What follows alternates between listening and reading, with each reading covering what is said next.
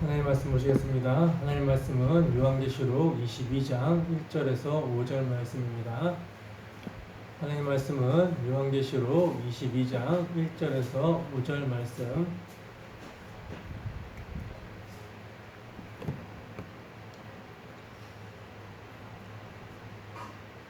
다 찾으셨으면 함께 한 목소리로 합독하도록 하겠습니다.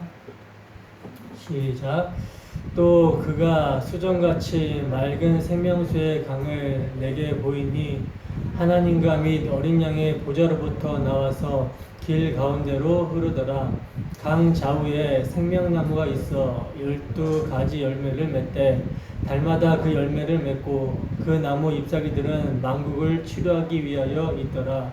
다시 저주가 없으며 하나님과 그 어린 양의 보좌가 그 가운데에 있으리니 그의 종들이 그를 섬기며 그의 얼굴을 볼 터이요 그의 이름도 그들의 이마에 있으리라. 다시 밤이 없겠고 등불과 햇빛이 쓸데 없으니 이는 주 하나님이 그들에게 빛이심이라. 그들이 세세토록 왕노릇 하리로다. 아멘. 잠깐 기도하겠습니다. 사랑하는 하나님 아버지, 이 시간 주의 말씀을 듣고자 합니다. 듣는 마음과 듣는 길을 주 성령께서 허락하여 주셔서 주의 말씀이 들려질 때 우리의 영혼이 주 앞에서 겸비하게 하시고 주를 즐거워하게 하시며 주를 기뻐할 수 있도록 인도하여 주시옵소서. 이 시간도 주의 말씀을 통해 우리 주 예수 그리스도의 십자가가 밝히 보여지기를 소원합니다. 우리 주 예수 그리스도께서 십자가에서 이루신 그 모든 은혜를 받아 누리는 시간 되기를 소원합니다. 부족한 종이 말씀을 들고 섰사오니 주의 성령의 능력으로 함께하여 주셔서 선포되는 말씀을 통해서 전하는 자나 듣는 자나 서로 간에 주의 말씀 앞에 순종하고 감사하며 기뻐하며 그 말씀 붙들고 살아가는 우리의 모습이 될 수 있도록 주하며 함께하여 주시옵소서. 감사드리며 거룩하신 예수님 이름으로 기도드립니다. 아멘. 십자가로 생수의 근원이 회복된 교회. 십자가로 생수의 근원이 회복된 교회라는 제목으로 하나님 말씀 증거하도록 하겠습니다. 여러분, 우리는 계속해서 성령 안에서 사도가 본 4가지 환상 중에 마지막 환상, 그러니까 본론의 마지막 부분을 살펴보고 있어요. 그래서 이제 오늘 본문까지를 이제 살펴보게 되면 본론 부분은 다 살펴보게 되는 것이고요. 그리고 이제 마지막 결론만 살펴보게 되면 계시록 강해는 다 끝나게 됩니다. 어떻게 그동안 계시록을 상고하시면서 여러분들 기억에 남는 것이 있습니까? 저는 여러분 계시록 설교를 준비할 때요, 분명한 전제를 가지고 설교를 준비했어요. 그 전제가 뭐냐면 사도 요한은 지금 성령의 감동으로 계시록을 기록했다라는 것이고요. 성령은 누구를 증거하는 영입니까? 그리스도를 증거하는 영이기 때문에 예수 그리스도의 환난과 나라와 참음에 동참하고 있는 모든 시대 모든 교회들에게 그리스도께서 당신의 십자가에서 무엇을 다 이루시고 성취하셨는지를 알리심으로 소망을 주기 위해서 사도에게 계시를 주신 것이다 라는 대전제로 계시록 설교를 준비했다는 거예요. 그래서 계시록에 관련된 서적들을 살펴보고 공부를 할 때에도요, 정말 성령의 조명을 강구하면서 복음을 명확하게 드러나는 해석들을 취하고 이렇게 조합을 해서 우리 주 예수 그리스도의 십자가 복음을 증거했습니다. 그러므로 정말 제가 여러분들에게 바라기는요, 그동안 계시록을 살펴보면서 뭐 구체적인 내용들은 기억나지 않으시더라도 분명하고 명확한 한 가지, 계시록은 우리 주 예수 그리스도의 십자가 복음이구나. 예수님께서 십자가에서 다 이루셨고 승리하셨구나. 그래서 이를 믿음으로 예수님의 환난과 나라와 참음에 동참하고 있는 우리도 반드시 승리할 것이구나. 이것만 여러분들이 기억하신다면 저는 너무나 감사하고 기쁠 것 같습니다. 아무튼 오늘도 성령의 조명하심 가운데 우리 주 예수 그리스도의 십자가가 밝히 보여지기를 소원합니다. 본문을 보시기 전에 지난 시간에 살펴본 내용을 잠시 이렇게 리뷰하여 상기시켜 드리고 본문으로 들어갈게요. 우리는 계속해서 우리 주 예수 그리스도의 십자가에서 이루신 새하늘과 새 땅의 원리로 살아가게 되는 하늘로부터 내려오는 거룩한 성 새 예루살렘에 대해서 살펴보고 있어요. 그 완성된 거룩한 성 새 예루살렘은 뭡니까? 공간적이며 장소적인 내용을 말씀하고 있는 것이 아니라 뭘 말씀하고 있습니까? 바로 어린 양의 신부, 하나님의 백성, 교회라는 사실을 말씀하고 있었죠. 이에 대해서 우리는 자세히 살펴봤다는 거예요. 사도 요한은요, 성령 안에서 우리 주 예수 그리스도의 십자가를 통해 우리가 믿음으로 바라보는 소망, 이미 완성된 하나님 나라, 장차 오게 될 완성된 하나님 나라의 영광을 보고 있는 거라는 거예요. 여러분, 어린 양의 신부, 교회의 영광은 누구의 영광을 드러내고 있는 것이라고 말씀을 드렸습니까?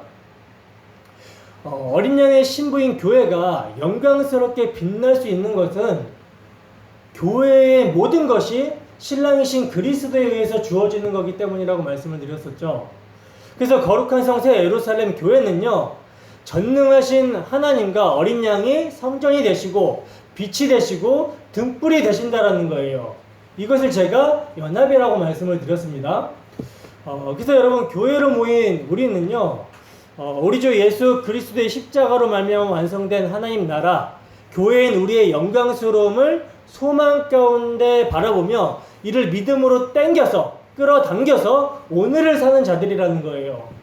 그래서 이 믿음으로 해 아래의 세상의 사고방식을 거부하고 하나님의 영광과 예수 그리스도의 빛 가운데 새로운 질서 아래에 살아가게 된다는 거죠.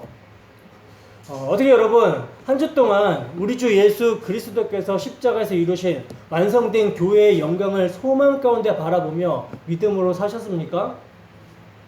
하나님의 영광과 어린 양의 등불이 우리에게 비추어지고 있습니까? 여러분, 빛이 비추어진다는 것은 뭡니까? 어둠의 일이 폭로되고 드러난다는 거죠. 물론 완성된 하나님 나라에는 어둠이 조금도 없지만 그 나라를 소망하며 아직이라는 차원에서 믿음으로 그 나라를 사는 우리에게는 뭐가 있어요? 옛사람이 소요. 어둠이 있죠. 어둠이 있기 때문에 빛이 비추어질 때마다 어둠이 폭로되어야 된다는 거예요.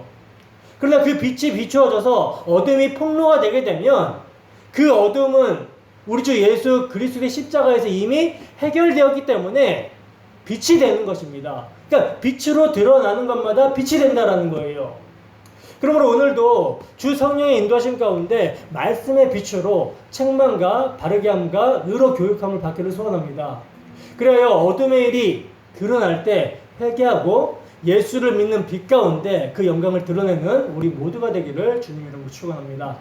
본문 보시겠습니다. 본문 1절에서 2절 말씀입니다. 함께 했습니다. 시작. 또 그가 수정같이 맑은 생명수의 강을 내게 보이니 하나님과 및 어린 양의 보좌로부터 나와서 길 가운데 흐르더라. 강 좌우에 생명나무가 있어 12가지 열매를 맺되 달마다 그 열매를 맺고 그 나무 잎사귀들은 만국을 치료하기 위하여 있더라. 아멘. 자, 보시면 여러분, 요한 사도는 또 그가 라고 말씀하고 있는데 여기서 그는 누굽니까? 누구죠? 21장 9절에서 등장하는 천사죠. 그 천사가 계속해서 성령 안에서 예수님께서 십자가로 이루신 교회의 영광을 보여주고 있다는 거예요. 그래서 보시면 천사가 거룩한 성 새 예루살렘의 영광을 지금 보여주고 있는데 그 성의 생명수의 강이 흐르고 있는 것을 사도는 보고 있는 거예요. 근데 여러분, 거룩한 성 새 예루살렘은 누구라고 말씀을 드렸었습니까? 거룩한 성 새 예루살렘은 누구예요? 바로 교회인 우리 자신이죠. 그러면 그 새 예루살렘에 생명수의 강이 흐르고 있다라는 것은 여러분 어떤 의미겠습니까? 어떤 의미일까요? 요한 사도는요, 오늘 본문의 묘사를 통해서 교회, 즉 하나님의 백성들의 생명은 바로 생명수의 강이다라는 메시지를 던지고 있다는 거예요. 여러분 성경은요 물이라는 단어를 가지고 생명을 상징하여 설명을 하거든요. 물이라는 단어를 가지고 일반적으로도 여러분 물은요 사람의 몸의 70%를 차지할 만큼 굉장히 중요합니다. 굉장히 중요한 요소예요. 그래서 사람은요 물을 마시지 않고는 살 수 없는 구조로 되어 있다는 거예요. 여러분 갈증이 나보셔서 알지만 갈증이 날 때 물을 마시지 못하면 어떻습니까? 목이 막 타는 것 같고 물밖에 안 보이죠. 다른 그 어떤 것이 안 보이고 물밖에 안 보여요. 지난주에 우리가 이제 김밥을 먹었고 또 오늘도 식사로 먹게 될 텐데 김밥을 먹다가 목이 메이면 어떻게 됩니까? 물을 찾죠. 근데 물이 없어요. 어떨 것 같으세요? 얼마나 답답하고 괴로운지 모른다는 거예요. 제가 이번 주에 목요일날 시간을 내가지고 시연이 연우를 데리고 등산에 갔거든요. 등산에 가는데 이제 시연이 엄마 사모님은 이제 조금 가다가 정자에서 좀 쉬고 있고 우리 시연이 연우만 데리고 산 끝까지 이제 올라가고 있는데 애들이 물을 안 가지고 온 거예요. 한참 올라가고 이제 목마르고 막 지치고 힘든데 물이 없는 거죠. 그거 어떻게 해요? 갈증이 나고 힘들고 막 우리 연우가요 물이 이렇게 귀하고 소중한 건지 처음 알았대요. 여러분 일반적으로도요 물은요 사람의 생명에 없어서 안 돼 굉장히 중요한 요소입니다. 갈증을 풀어주고 시원함이라는 이미지가 물에 있다는 거예요. 그리고 물은요 사람뿐만 아니라 동식물이 살아가는데 필수적인 요건이고 환경에서도 중요하죠. 물이 없는 곳은요 생명이 살 수 있습니까 없습니까? 물이 없는 곳은 생명이 살 수가 없어요. 그러니까 여러분 물은요 생명과 직결이 되는 중요한 요소라는 거죠. 여러분 성경은 이러한 물의 이미지를 가져다가 영적인 의미로서의 생명을 상징해서 표현을 합니다. 물이 없으면 생명체들이 살 수 없는 것이 되어버리듯이 인간이 하나님을 떠나면 죽는다라는 것을 말씀하고 있고요. 갈증이 나면 너무나 괴롭고 고통스럽기 때문에 물을 찾듯이 범죄하여 괴롭고 고통 속에 있는 인간의 문제를 해결해 주실 분은 하나님밖에 없음을 상징적인 단어로 표현하고 있는 것이 생명수, 물이라는 거예요. 에레미야서 2장 13절 보겠습니다. 에레미야서 2장 13절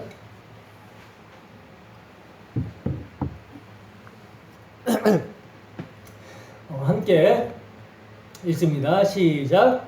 내 백성이 두 가지 악을 행하였나니 곧 그들이 생수의 근원이 되는 나를 버린 것과 스스로 웅덩이를 판 것인데 그것은 그 물을 가두지 못할 터진 웅덩이니라. 아멘. 여러분 에레미야 선지자는 이스라엘 백성들의 악을 두 가지로 말씀하고 있는데 하나는 뭡니까? 생수의 근원 되시는 하나님을 버린 것과 하나님을 떠난 거라는 거죠. 또 하나는 뭐예요? 스스로 웅덩이를 판 것이다 라고 그래요. 근데 그 웅덩이는 물을 가두지 못하는 터진 웅덩이라고 말씀하고 있죠. 근데 여러분 에레미야 선지자가 고발하는 이스라엘 백성들의 악이요 모든 인간의 근원적인 악이라는 걸 아십니까? 호세아서 6장 7절입니다. 호세아서 6장 7절 함께 읽습니다. 시작. 그들은 아담처럼 언약을 어기고 거기에서 나를 반역하였느니라. 아멘. 자 보세요 여러분. 보시면 하나님의 은혜로 출애굽을 한 이스라엘 백성들이요 아담처럼 하나님의 언약을 어기고 은혜의 땅, 약속의 땅에서 반역했다라고 말씀합니다. 여러분 하나님은요 아담을 모든 인류의 대표자로 세우셨어요. 모든 인류의 대표자로 세우셨는데 이 대표자가 어떻게 합니까? 하나님의 언약을 어기고 반역을 해버리죠. 근데 이스라엘 백성들도 마찬가지예요. 모든 세계가 여러분 하나님께 속하였습니다. 모든 세계가 하나님께 속하였는데 하나님께서는 특별히 이스라엘 백성들만 알고 이스라엘 백성들을 선택해서 이스라엘 나라를 제사장의 나라로 대표로 세우셨다라는 거예요. 근데 이들이 마치 아담처럼 하나님의 언약을 어기고 반역했다라는 거죠. 이 악이 뭡니까? 생수의 근원, 생명이 되시는 하나님을 버리고, 다른 말로 하면 먹으면 정령 죽으리라 하신 말씀을 버리고 선악과를 따먹고 죽어버렸다는 거예요. 하나님과의 관계가 단절이 되어버렸습니다. 그리고 이제 영원하신 하나님의 생명력이 끊어지니까, 단절이 되어버리니까 이제 자기 스스로를 자신이 살리기 위해서 웅덩이를 파는 거예요. 무화과 나무 잎으로 치마를 만들어서 자기 수치를 가리는 것입니다. 이제 하나님의 은혜로 사는 것이 아니라 자기 힘으로 살아가게 되어버렸다는 거예요. 물이 귀한 곳에서는 물웅덩이를 만들고, 양식이 귀한 곳에서는 양식을 저장한 웅덩이를 만듭니다. 자기 스스로 자기를 살리고자 자기 배를 위해 애쓰고 힘쓰는 삶을 살아가게 되어버렸다는 거예요. 썩어지지 않는 하나님의 영광을 썩어질 영광과 바꾸어 헛된 것을 의지하고 헛된 것을 추구하다가 헛되게 되고 마는 인생으로 가버리게 되어버렸다는 거죠. 여러분, 아담 안에서 모든 인생들이 생수의 근원이 되시는 하나님을 버렸습니다. 그리고 영원한 생명에 대한 목마름을 지들 스스로 해결해 보려고 만들어내는 거예요. 갈증이 나겠습니까? 안 나겠습니까? 갈증이 나죠. 근데 그 갈증을요, 자기들 스스로 노력해서 만들어낸 가짜 물을 만들어 놓고는 서로 뭐라 그래요? 서로 이게 진짜 물이야 라고 속이면서 마시고 있는 거예요. 해결이 되겠습니까? 아니죠. 계속 목마른 거예요. 먹지 못할 죽음의 물, 바닷물을 먹고 있으니 얼마나 목마르겠습니까? 여러분, 지옥이란 이러한 목마름, 이러한 인간들이 인간들이 만들어낸 가짜 물을 먹으면서 그 목마름이 최고조에 이른 곳이 지옥입니다. 갈증이나 미치고 허무에 미쳐버리는 거예요. 여러분, 인간은요, 생수의 근원이신 하나님께 돌아가지 않는 이상 참된 해결이 있을 수 없습니다.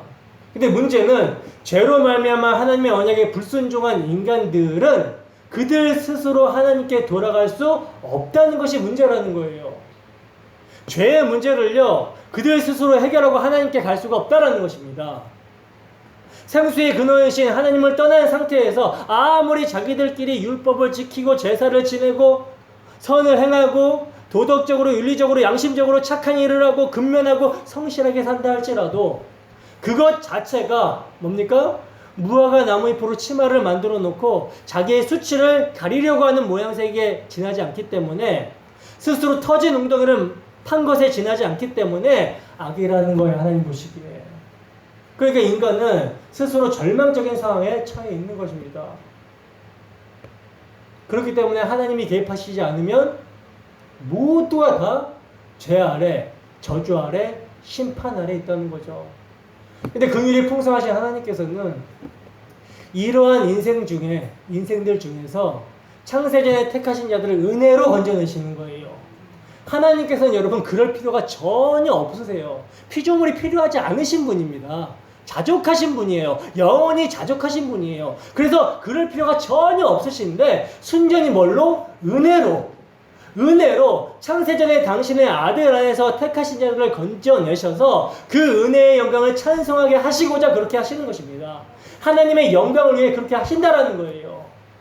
그래서 어린 양의 생명책에 기록된 자들을 건지신다라는 거죠.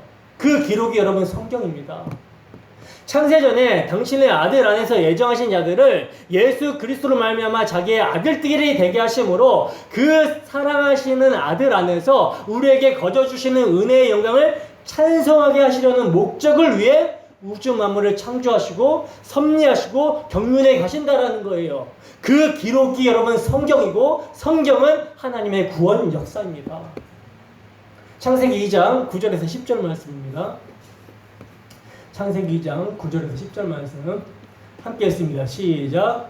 여호와 하나님이 그 땅에서 보기에 아름답고 먹기에 좋은 나무가 나게 하시니 동산 가운데에는 생명나무와 선악을 알게 하는 나무도 있더라. 강이 에덴에서 흘러나와 동산을 적시고 거기서부터 갈라져 내 근원이 되었으니. 아멘. 자, 여러분 창세기에 보시면 뭐가 있습니까? 지금 에덴의 강과 생명나무가 지금 등장을 하고 있죠. 오늘 본문에서도 역시 뭐가 등장하고 있어요? 강과 생명나무가 등장을 합니다. 그러니까 창조가 여러분 종말을 힌트하고 있고 종말이 창조를 완성하고 있는 형국이라는 거예요. 근데 여러분 창세기에는 있고 오늘 본문 계시록에는 없는 게 있죠. 그죠? 그게 뭐죠? 바로 없는 게 있잖아요. 뭐예요? 바로 선악과입니다. 선악과가 없어요. Probation is over. 시험은 끝났다라는 거죠. 다시는 시험이 없는 것이 이제 완성이 되었다는 거예요. 완전하게 회복되고 완성이 된 하나님 나라를 계시록에서는 보여주고 있는 거라는 거죠. 그러니까 여러분 성경은요, 선악과를 따먹고 범죄하여 하나님으로부터 나오는 생수의 근원이 끊어진 아담이 어떻게 죄의 문제가 해결이 되어서 다시금 생수의 근원이신 하나님으로부터 생명을 얻게 되는지를 말씀하고 있는 예수 그리스도의 계신 어린 양의 생명책이라는 거예요. 제가 창세기의 선악과가 어떻게 사라지게 되고 생명나무만 남게 되는지를 조금 자세히 설명을 해드릴게요. 창세기 2장 10절을 다시 한번 봅시다. 자, 함께 했습니다. 시작. 강이 에덴에서 흘러나와 동산을 적시고 거기서부터 갈라져 내 근원이 되었으니. 표준세번역으로 한번 볼게요. 표준세번역으로 함께 했습니다. 시작. 강 하나가 에덴에서 흘러나와서 동산을 적시고 에덴을 지나서는 네 줄기로 갈라져서 네 강을 이루었다. 아멘. 자, 잘 보시면 여러분 에덴 동산에서는 강물이 몇 개였어요? 하나였어요. 하나였는데 동산 밖을 벗어나는 순간부터 강이 몇 줄기로? 네 줄기로 갈라지는 것을 볼 수가 있죠. 여러분 성경에서 4라는 숫자는 뭘 의미한다라고 했습니까? 네 방위, 동서남북 네 방위를 나타낸다라고 말씀을 드렸죠. 그러니까 온 세상을 의미하는 거예요. 그러니까 그 에덴에서 발원된 강은요, 어떤 특정한 지역만을 적시는 것이 아니라 온 세상을 향해 흐르는 강이라는 의미라는 거죠. 그리고 또 한 가지 여러분 특이한 것은요, 그 강이 에덴 동산 안에서는 이름이 없었어요. 이름이 없었는데 에덴 동산 밖에서부터는 뭘 가져요? 이름을 가진다라는 것입니다. 창세기 2장 11절부터 14절 말씀입니다. 자, 함께 했습니다. 시작. 첫째의 이름은 비손이라. 금이 있는 화일라 온 땅을 둘렀으며 그 땅의 금은 순금이요 그곳에는 베델리엄과 호마노도 있으며, 둘째 강의 이름은 기온이라. 구스 온 땅을 둘렀고 셋째 강의 이름은 히데겔이라. 아수르 동쪽으로 흘렀으며 넷째 강은 유브라데더라. 아멘. 자, 보시면 여러분 에덴 동산에서는 강이 하나였었는데 동산 밖으로는 뭡니까? 강이 네 줄기가 되어 뻗어나가고 있고요. 또 에덴 동산 안에서는 이름이 없었던 강이 밖에서는 뭡니까? 이름을 가지고 있죠. 여러분 이게 어떤 의미를 담고 있는 걸까요? 자, 여러분 하나님 나라에서 여러분 성자 하나님의 이름이 있습니까? 없습니까? 하나님 나라에서 성자 하나님의 이름이 뭐예요? 그냥 성자 하나님이죠. 이름이 없어요. 그냥 하나님이에요. 근데 그분이요 여러분 이 세상에 오셨을 때 비로소 이름을 가지십니다. 그 이름이 뭡니까? 예수. 예수라는 이름은 여러분들이 잘 아시다시피 무슨 뜻이에요? 자기 백성을 그들의 죄에서 구원하실 자, 건져내실 자라는 뜻이죠. 그러니까 이름이 없는 하나님 나라에 계시던 주님께서 이 땅에 내려오셔서 이름을 가지시고 그 이름이 담고 있는 내용을 순종하여 완성시키시는 것과 에덴 동산 안에서 이름이 없던 한 강이 사방으로 갈라져서 이름을 갖게 되는 이 장면과 아주 밀접한 관련이 있다는 것이죠. 자, 그러면 에덴 동산에서 발원하여 넷으로 갈라진 그 강들이 에덴 동산 밖에서 어떤 이름을 갖게 되는지를 봅시다. 자, 첫째 강의 이름이 뭡니까? 첫째 강의 이름이 뭐예요? 비손이죠.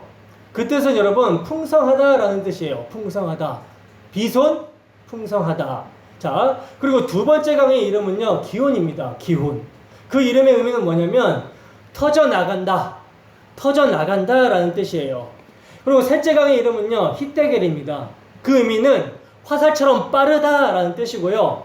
마지막 네 번째 강의 이름은 유브라데라는 이름을 가지고 있는데 그 의미는 달콤하다라는 뜻이에요. 그러니까 이 내 강의 이름을 조합해 보면 이 내 강은 풍성하고 달콤한 것이 온 세상을 향해서 화살처럼 터져 나가게 되는 이것을 이제 내용으로 담고 있는 거라는 거죠.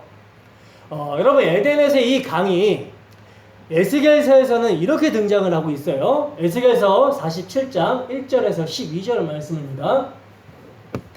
에스겔서 47장 1절에서 12절 말씀 함께 한 목소리로 합독합니다. 시작.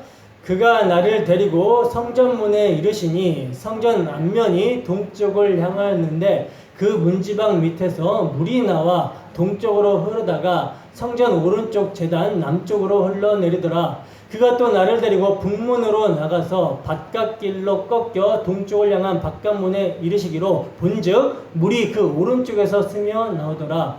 그 사람이 손에 줄을 잡고 동쪽으로 나아가며 천척을 측량한 후에 내게 그 물을 건너가게 하시니 물이 발목에 오르더니 다시 천척을 측량하고 내게 물을 건너가게 하시니 물이 무릎에 오르고 다시 천척을 측량하고 내게 물을 건너가게 하시니 물이 허리에 오르고 다시 천척을 측량하시니 물이 내가 건너가지 못할 강이 된지라. 그 물이 가득하여 헤엄칠 만한 물이요 사람이 능히 건너지 못할 강이더라. 그가 내게 이르시되 인자야 내가 이것을 보았느냐 하시고 나를 인도하여 강가로 돌아가게 하시기로 내가 돌아가니 강 좌우편에 나무가 심이 많더라.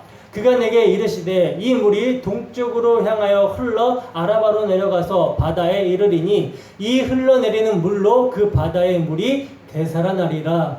이 강물이 흐르는 곳마다 번성하는 모든 생물이 살고 또 고기가 심히 많으리니 이 물이 흘러감으로 바닷물이 되살아나겠고 이 강이 이르는 각처의 모든 것이 살 것이며 또 이 강가에 어부가 설 것이니 엔게디에서부터 에글라임까지 그물 치는 곳이 될 것이라. 그 고기가 각기 종류를 따라 큰 바다의 고기같이 심히 많으려니와 그 진펄과 개펄은 되살아나지 못하고 소금 땅이 될 것이며 강 좌우에는 각종 먹을 과실나무가 자라서 그 잎이 시들지 아니하며 열매가 끊이지 아니하고 달마다 새 열매를 맺으리니 그 물이 성소를 통하여 나옵니다. 그 열매는 먹을 만하고 그 잎사귀는 약재료가 되리라. 아멘. 자, 보시면 여러분 에스겔 선지자가 성령의 감동으로 강물을 지금 보고 있는데 그 강물이 어디서부터 흘러나오고 있어요? 성전의 성소에서부터 흘러나오고 있는 거예요. 근데 그 강물이 지나는 곳마다 생명이 살아나고 만물이 소성하며 번성하는 역사가 일어납니다.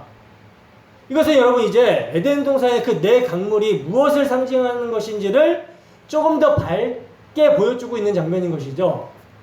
그리고 여러분 오늘 본문은 이 강들의 의미를 확증지어 말씀하고 있다는 거예요. 확증지어주고 있다는 거죠. 오늘 본문 1절에서 2절 다시 한번 보겠습니다.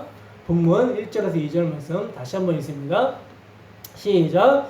또 그가 수정같이 맑은 생명수의 강을 내게 보이니 하나님과 및 어린 양의 보좌로부터 나와서 길 가운데로 흐르더라. 강 좌우에 생명나무가 있어 12가지 열매를 맺되 달마다 그 열매를 맺고 그 나무 잎사귀들은 만국을 치료하기 위하여 있더라. 아멘. 여러분 에덴은 하나님께서 아담과 함께 거하는 거처였어요. 거처로 만드신 장소입니다. 그러니까 지성소를 상징하고 있는 장소라는 거죠. 그리고 그 에덴 동산에서 강이 발원하여 네 줄기로 흘렀어요. 그리고 에스겔서에서는 뭡니까? 그 강물이 성전 문에서 나와서 강물이 이르는 곳마다 소생케 되는 일이 일어납니다.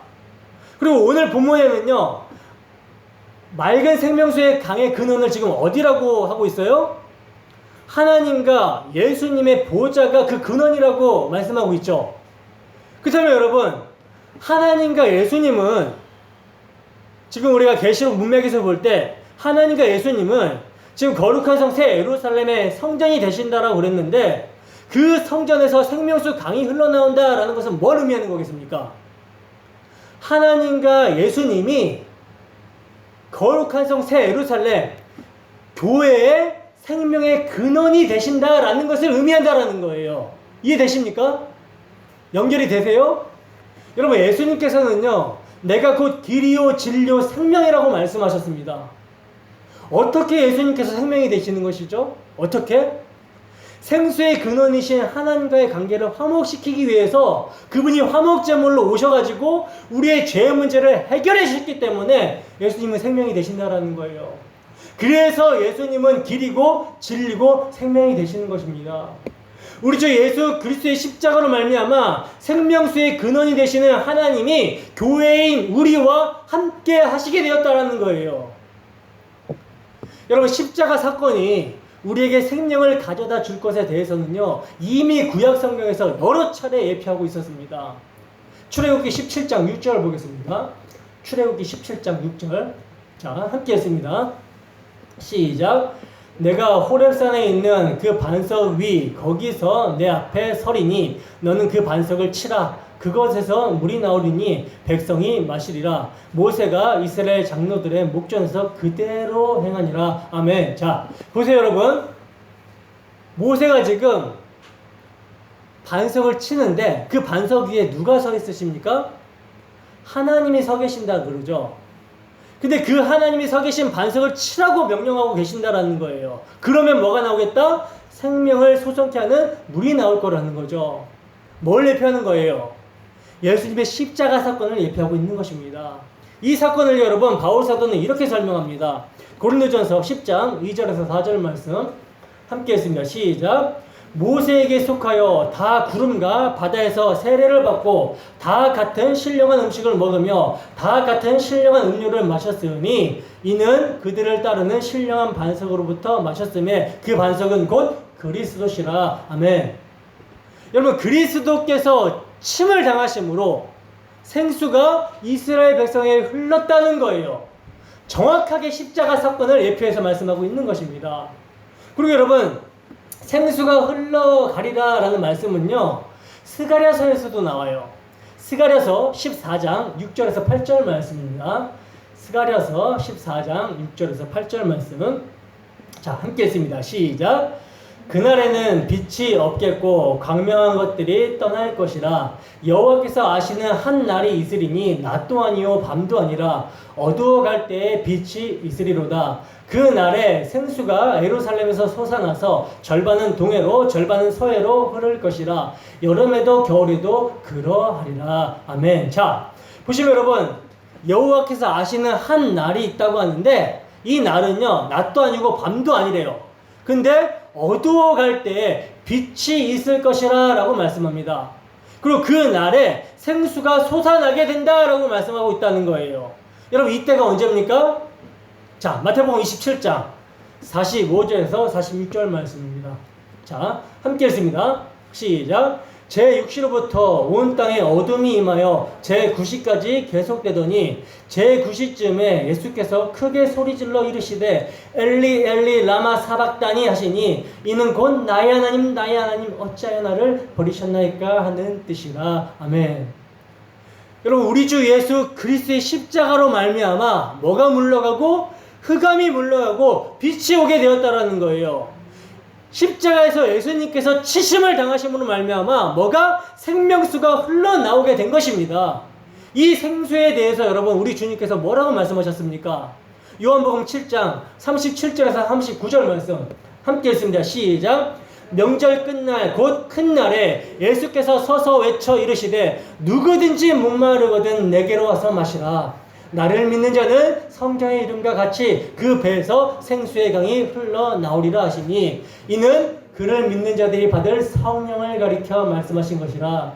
예수께서 아직 영광을 받지 않으셨으므로 성령이 아직 그들에게 계시지 아니하시더라. 아멘. 자, 여러분, 여기서의 명절은요 초막절이거든요.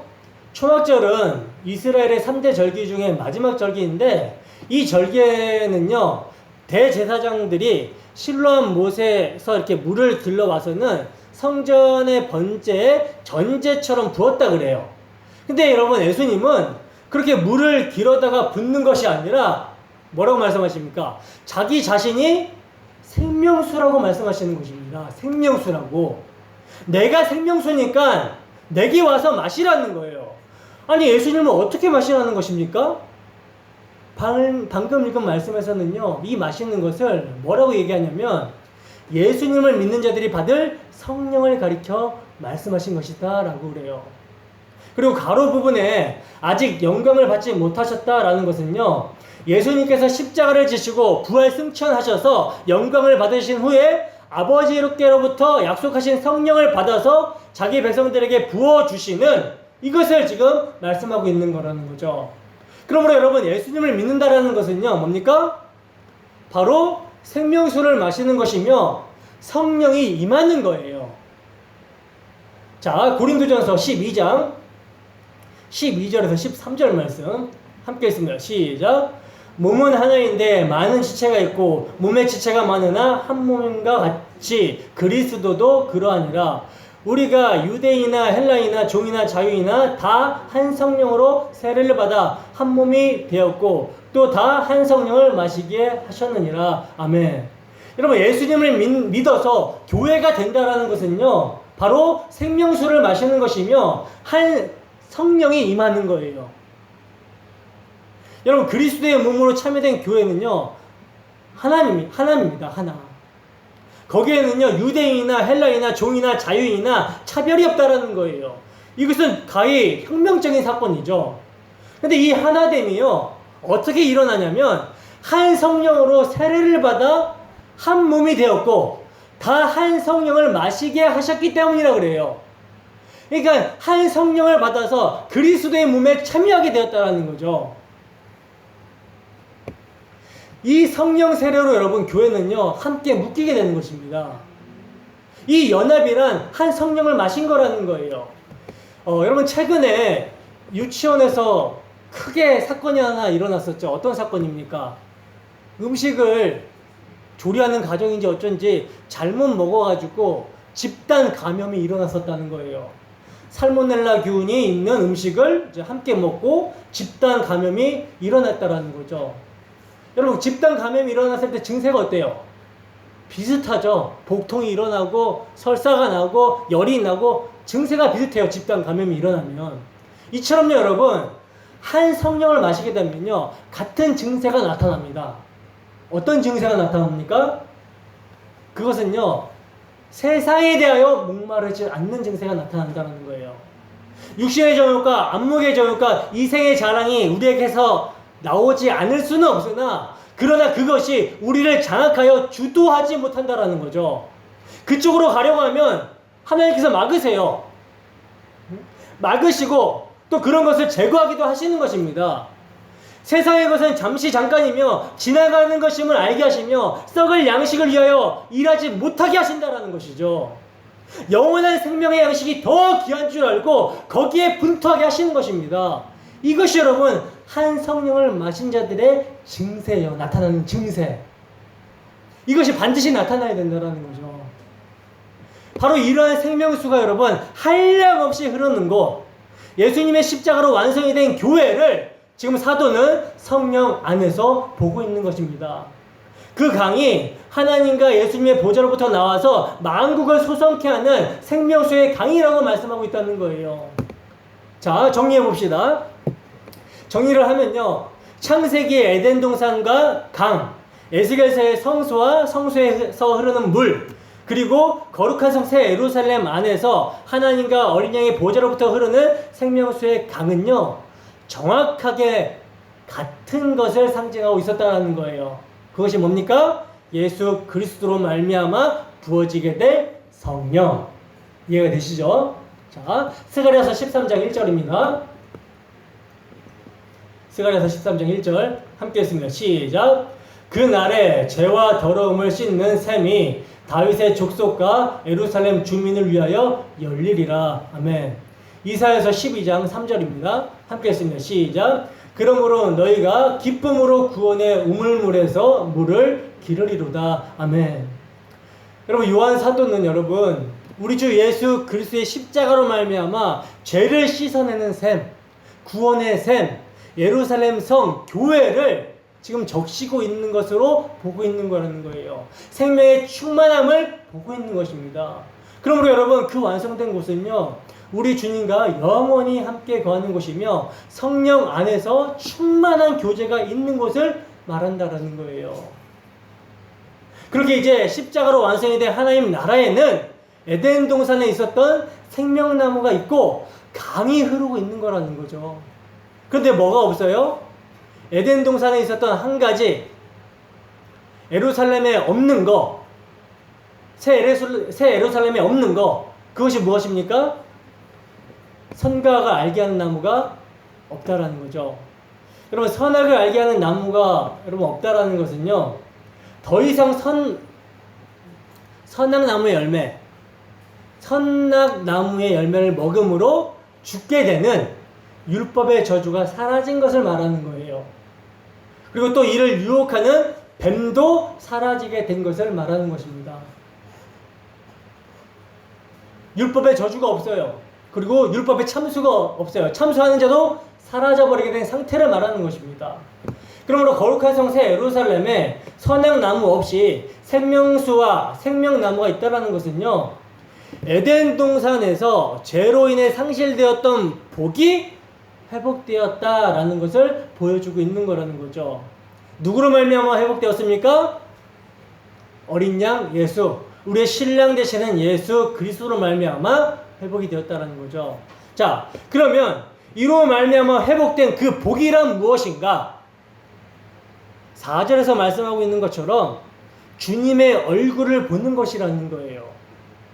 근데 여러분, 우리가 기억을 해야 될 점은요, 오늘 본문은 우리 주 예수 그리스도의 십자가로 말미암아 완성된 교회, 그래서 이제 장차 올 새하늘과 새 땅에서의 성도의 모습을 보여주기도 하지만요, 이 모습은 이 땅에서 믿음으로 그 나라를 당겨서 살고 있는 성도의 모습이기도 한 거라는 거예요. 이거를 기억을 하고 계셔야 되는 거예요. 여러분, 예수님의 십자가로 말미암아 하나님과 화목하게 된 줄을 믿습니까? 여러분, 하나님과 화목한 삶을 사는 것, 다른 말로 하나님으로부터 한량없이 부어지는 복을 받아 누리며 사는 것이 생명수인 성령이 충만한 삶이고 생명나무의 열매를 먹는 삶인 것입니다. 이 복을 성경은 뭐라고 합니까? 바라크라고 그러죠. 바라크, 생명력이라 그래요. 믿음으로 주 성령의 인도하심 가운데 주 예수와 연합된 삶을 하나님 앞에서 살아가는 것, 이게 복이라는 거죠. 물론 아직이라는 이 세상 속에서 마귀는요, 우는 사자처럼 눈에 보이는 세상의 영광으로 미혹할 것이며 때로는 외부적으로 우리의 생명 대신 하나님을 예배하지 못하도록 방해할 것입니다. 그러나 우리의 믿음은 이미 그리스도의 십자가를 통해서 보게 되는 우리의 믿음은 뭡니까? 완성되어 있기 때문에 믿음이 이깁니다. 그 어떤 것도 이기게 한다는 거예요, 믿음이. 여러분, 생명이신 예수 그리스도보다 더 귀한 것들이 많다는 뱀의 속삭임은요, 오늘날도 여전합니다. 지금 코로나라는 질병을 빌미로 국가적으로 하나님을 예배하는 것을 방해하고 있죠. 그러나 우리는요, 그럴수록 이 세대를 본받지 말고 이 세대의 시대정신을 거부하고 뱀의 공격으로부터 그리스도 안에서 이겨야 된다는 거예요. 예전에는 여러분, 우리가 우리의 내적인 육신의 소욕, 이것으로 지금 분투하고 싸웠었는데, 이제는 여러분, 우리나라가 지금 이상한 방향으로 가고 있기 때문에 외적으로도 지금 싸워야 되는 형국이 되어져 가고 있다는 거예요. 정신을 진짜 똑바로 차려야 됩니다. 우리의 신앙에 고유하고 단정한 생활을 하기 위해서, 복음이 편만하게 전해지기 위해서 우리 주 예수 그리스도께서 말씀하신 교회는 증인되어야 된다. 그러니까 선포하는 역할을 해야 되는 게 교회의 역할이에요. 증인된 역할이에요. 우리 주님 다시 오실 때까지 교회는 선포해야 된다는 거죠. 복음을 해야 된다는 거죠. 근데 이 입이 막히지 않게 하기 위해서 정치에도 관심을 가져야 돼요. 목소리 내야 되는 것입니다.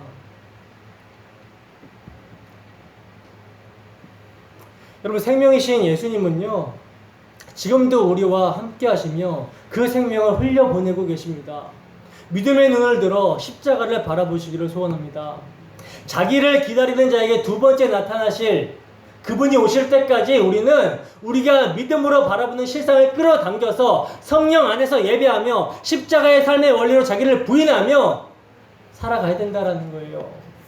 지금은 우리의 생명이 사망의 몸 안에서 역사하지만 그 날에는요, 그 생명이 우리 안에 온전히 넘치게 될 것입니다. 우리가 지금은 거울로 보는 것처럼 희미하지만 그때는요, 얼굴과 얼굴을 대하게 보는 것처럼 볼 것이라는 거예요. 지금은 부분적으로 알지만 그때는요, 주님께서 우리를 아신 것 같이 우리가 온전히 알게 될 것입니다. 그날을 고대하며 믿음으로 살아가기를 소원합니다. 본문 3절입니다. 함께 했습니다. 시작. 다시 저주가 없으며 하나님과 그 어린 양의 보좌가 그 가운데 있으리니 그의 종들이 그를 섬기며. 아멘. 자, 보시면 예수님이 십자가로 완성하신 교회에는 뭐가 없어요? 다시 저주가 없다라고 말씀하고 있는데 여기서 저주란 뭡니까, 여러분? 율법으로 인한 정죄죠. 그러나 이제 그곳에는요, 완성된 하나님 나라에는요, 더 이상 정죄함이 없다는 거예요. 근데 여러분, 이 저주는요, 장차 완성이 된 교회뿐만 아니라 믿음으로 아직이라는 이 세상을 살아가는 우리에게도 뭐가 없어요?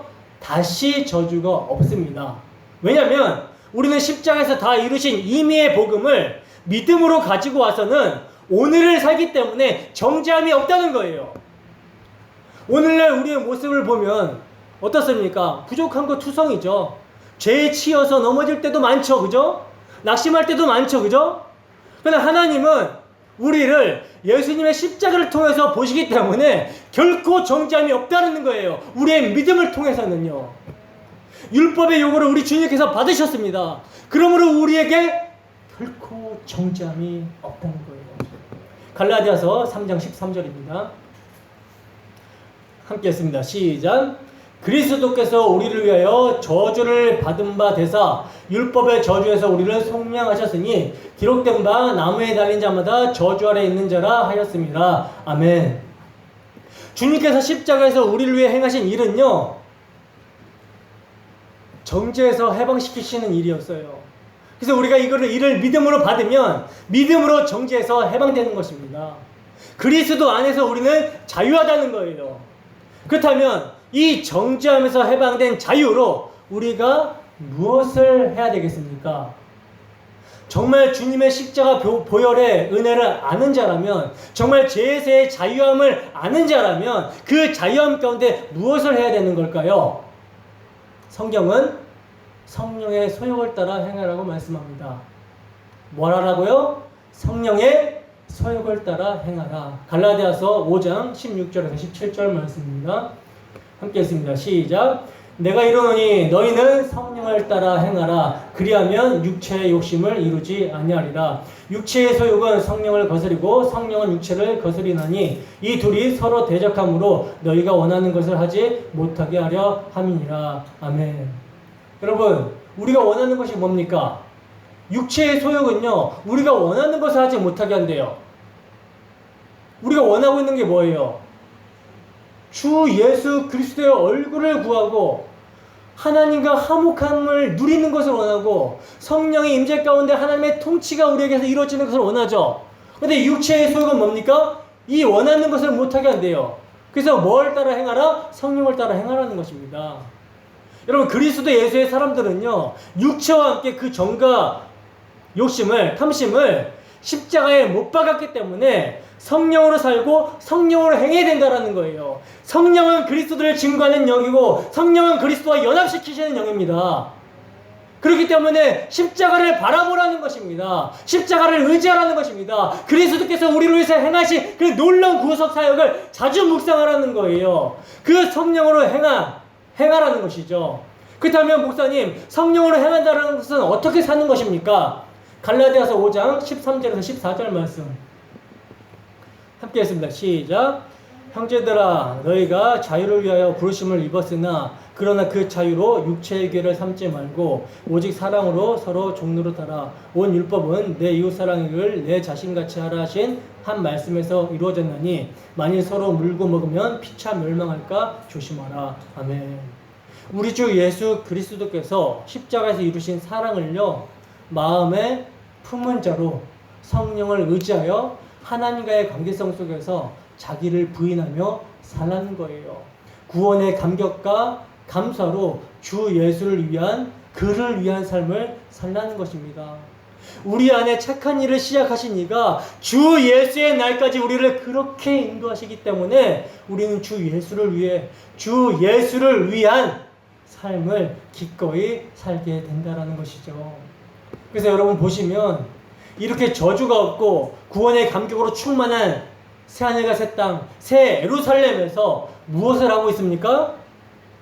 본문을 보시면 하나님과 그 어린 양의 보좌가 그 가운데 있으리니 그의 종들이 그를 섬기며, 즉 예배한다라는 거예요.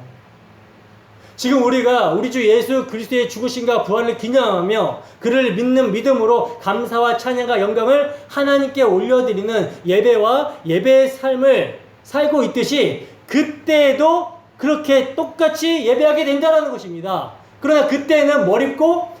새 몸을 입고 부활의 몸을 입고 그렇게 한다는 거예요. 여러분 상상만 해도 좋지 않습니까? 지금은 비록 우리의 마음이 들쑥날쑥해서 예배가 형식적일 때도 있지만 그때는요 온전한 예배를 드리게 된대요. 온전한 예배를. 이것을 예수님께서 십자가에서, 당신의 십자가에서 완성하신 것입니다. 뭐 소망이 있어야 돼요. 지금은 우리가 정말 마음이 막 뜨거웠다가도 식기도 하고 그러잖아요. 근데 거기는요 제 몸이 없어요. 그러니까 하나님의 생명을 끊임없이 누리면서 하나님을 찬양하고 예배하는 거, 정말 생각만 해도 기쁩니다. 본문 4절입니다. 함께 있습니다. 시작. 그의 얼굴을 볼 터이요 그의 이름도 그들의 이마에 있으리라. 아멘. 자, 그렇게 이제 여러분 예배가 온전해지게 되면요 예배 가운데 무엇을 보게 된다 그래요?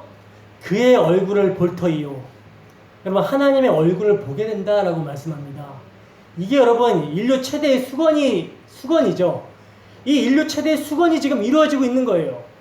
여러분 인간은 에덴 동산에서의 타락으로 말미암아 하나님의 얼굴을 두려워하며 피하게 되었어요. 왜? 왜냐하면 죄가 거룩에 이르게 되면 심판을 받을 수밖에 없기 때문이라는 거죠. 그래서 여러분 구약의 그 위대한 선지자 누굽니까? 모세조차도요 하나님의 얼굴을 보지 못했어요. 왜? 왜냐하면 하나님의 얼굴을 대하게 되면 누구든지 죽게 되기 때문이라는 거죠. 그래서 하나님께서는 하나님의 영광을 보여달라는 모세의 요구에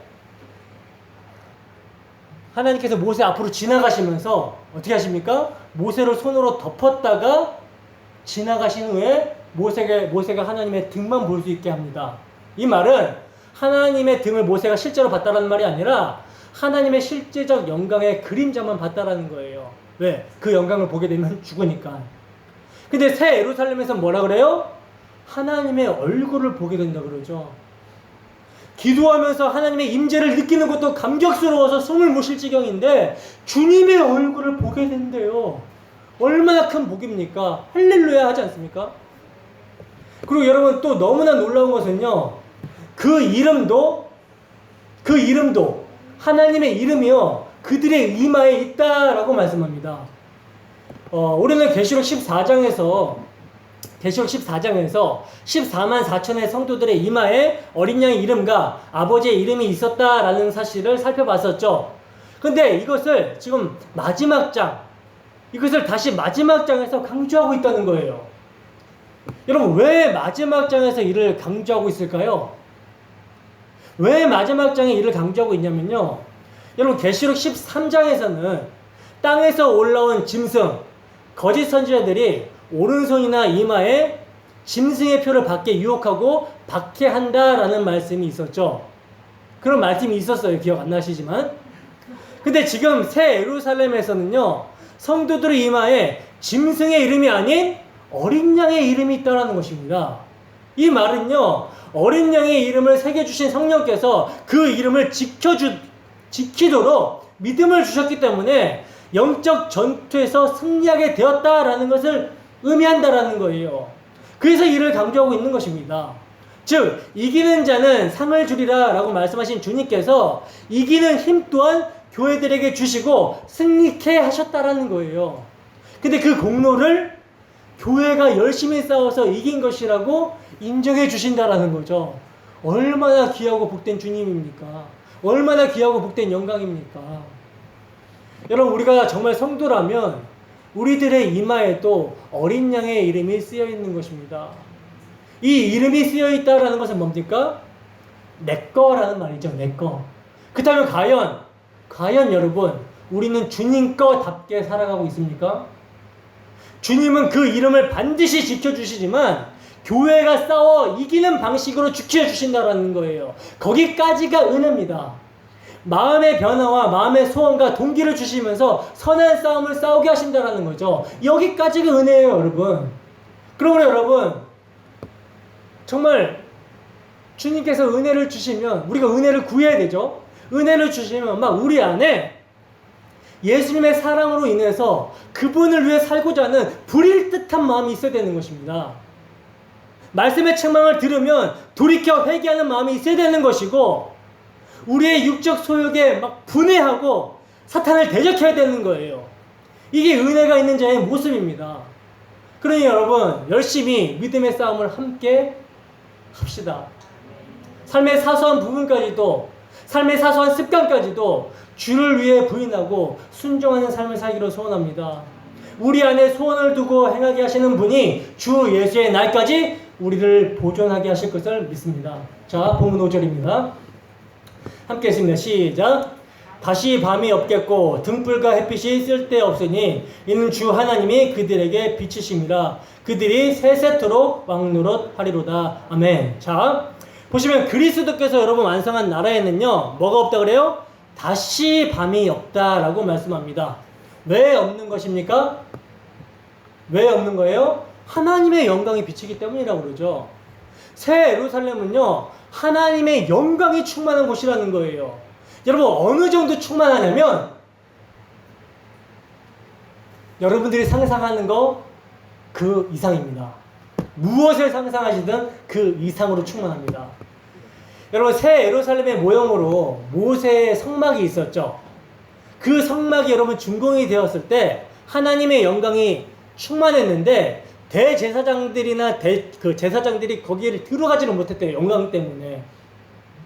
그 셰키나의 영광으로 말미암아 모세조차도 들어갈 수 없었다라고 성경은 증거합니다. 솔로몬의 성전도 마찬가지죠. 솔로몬의 성전이 준공이 되었을 때 여호와의 영광이 가득해서 제사장들이 들어갈 수 없었다라고 성경은 말씀하고 있다는 거예요.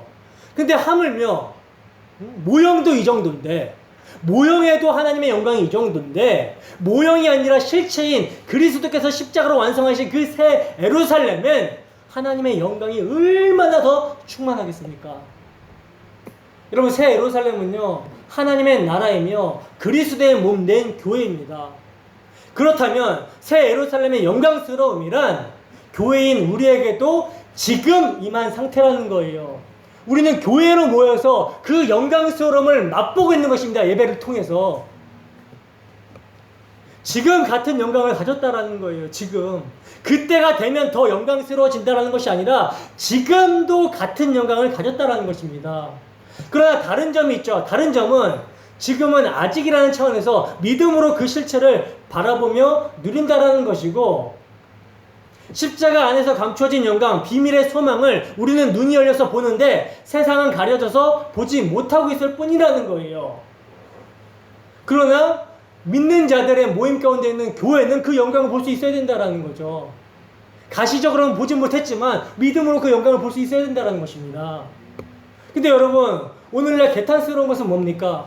교회들조차도 자신들의 영광스러움을 발견하지 못하고 살아가고 있다는 거예요. 그 결과가 뭡니까? 하나님의 영광스러움을 썩어질 우상들로 바꿔버리는 모습이 팽배해지고 있는 현실이라는 거죠. 그래서 여러분, 바울 사도는요, 교회의 영광스러움을 잃어버릴까봐 염려하면서 에베소 교회를 향해서 이렇게 기도합니다. 에베소서 3장 16절에서 19절 말씀입니다. 함께 읽습니다. 시작. 아버지께서 그분의 영광의 풍성하심을 따라 그분의 성령을 통하여 여러분의 속사람을 능력으로 강건하게 하여 주시고 믿음으로 말미암아 그리스도를 여러분의 마음속에 머물러 계시게 하여 주시기를 빕니다. 여러분이 사랑 속에서 뿌리를 벗고 털을 잡아서 모든 성도와 함께 여러분이 그리스도의 사랑의 너비와 길이와 높이와 깊이가 어떠한지를 깨달을 수 있게 되고 지식을 초월하는 그리스도의 사랑을 알게 되기를 빕니다. 그리하여 그 사랑을 아는 것으로 하나님의 온갖 충만하심으로 여러분이 충만해지기를 바랍니다. 아멘. 여러분, 저도요, 저와 여러분들이 이렇게 되기를 늘 기도합니다.